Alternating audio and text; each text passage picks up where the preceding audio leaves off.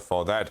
Well, State Bank of India is continuing to move higher and is charging up 10% so far in February. Now, is 2024 going to see another leg of re-rating for the stock? Hormaz is here with some quick numbers and analysis. Hormaz, over to you.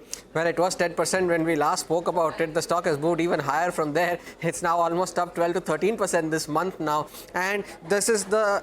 As of date, on a year-to-date basis, it is the third best performer on the Nifty so far, behind BPCL and Coal India. So 3 PSUs dominating the index so far this year. But what has been some factors that are going in favor of SBI, one of which is its underperformance last year. Now, in a year where the PSU index was up 80%, the PSU bank index was up over 30%, SBI was up only 4%. And it was the worst performer on the PSU bank index despite having the largest weightage on the index last year. So some positive news flow that has been coming on SBI over the last few days.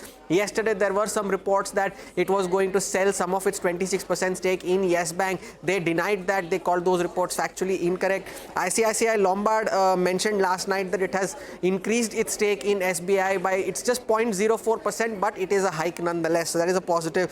We highlighted this in our dealing room chatter on Wednesday as well, that a leading global fund is an active buyer in SBI. So that is another positive development. And just this morning, Chris Wood of Jefferies, in his greed and fear, decided to trim his weightage in HDFC Bank by 2 percentage points, and 1 percentage point of that went to SBI. So a lot of positive news flow coming in there. However, on the flip side, the underperformance has also meant that domestic mutual funds have been constantly cutting their stake in SBI for around the last 6 quarters now. From around 13.75%, it is now down to under 12%.